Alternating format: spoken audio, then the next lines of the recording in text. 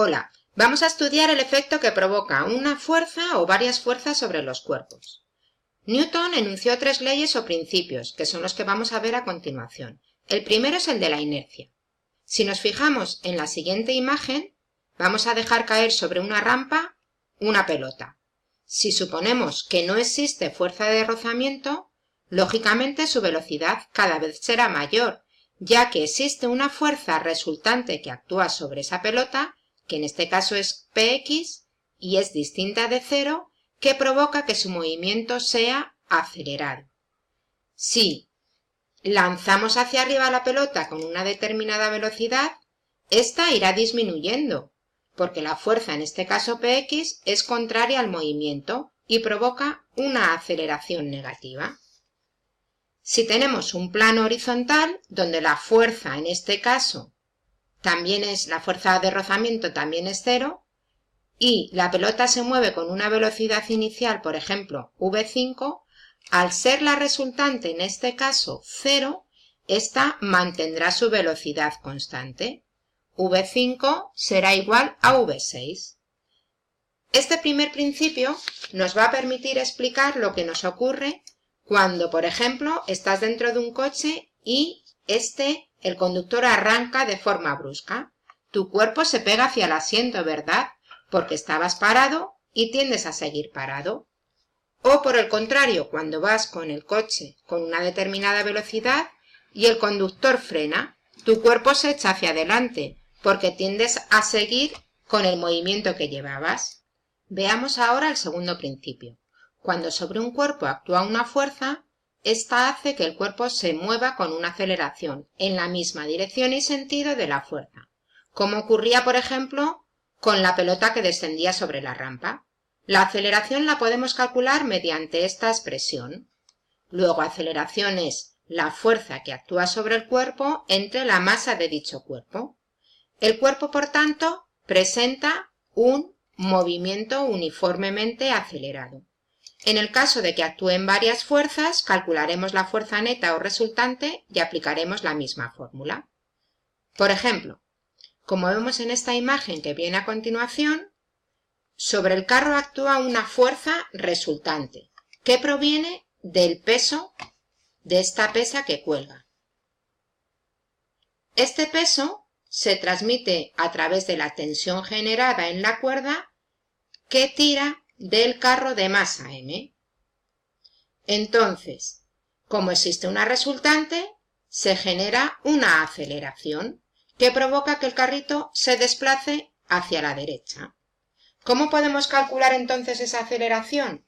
Bien, despejando de esta fórmula de antes, resultante entre masa, o si vemos lo que tarda en recorrer ese carrito un cierto espacio, este espacio de aquí, que será la posición final menos la posición inicial, y teniendo en cuenta la ecuación posición frente al tiempo del movimiento uniformemente acelerado, despejaremos de esta última ecuación la aceleración. El tercer principio dice que cuando sobre un cuerpo 1 actúa una fuerza llamada de acción, el cuerpo responde con una fuerza igual y de sentido contrario llamada de reacción, que actúa sobre el cuerpo segundo. Es decir, las fuerzas aparecen por parejas. Por ejemplo, el peso es la fuerza con que la Tierra atrae a la mesa. La mesa es el cuerpo 1 y la Tierra es el cuerpo 2. La mesa ejerce, por tanto, una fuerza exactamente igual, de valor pero de sentido contrario, sobre la Tierra, que en este caso es menos P, o fuerza de reacción.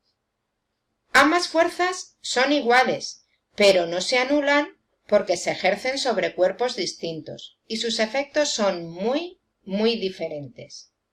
Por ejemplo, si calculásemos la aceleración que provocaría la mesa sobre la Tierra, esta sería muy pequeña.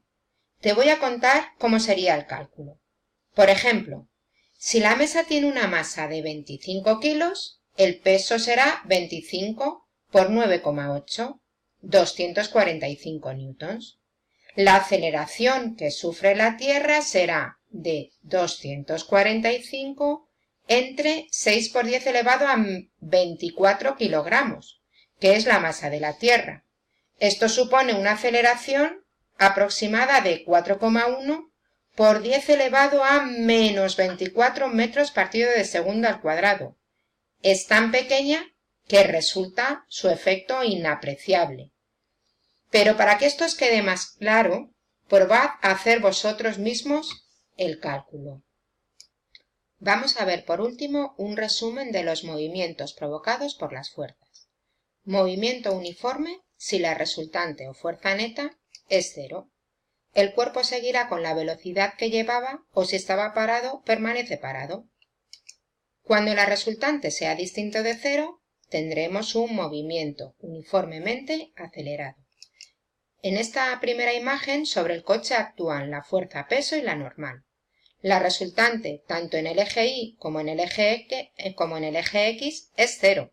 El coche permanece parado, la aceleración es cero. Mientras que en esta segunda imagen, el plano inclinado hace que el coche descienda por la rampa, porque existe una fuerza peso. Esa fuerza peso se descompone en Pi, que va a ser igual a la normal, y en Px. Como esta Px es distinta de cero, sobre el coche se crea o genera una aceleración.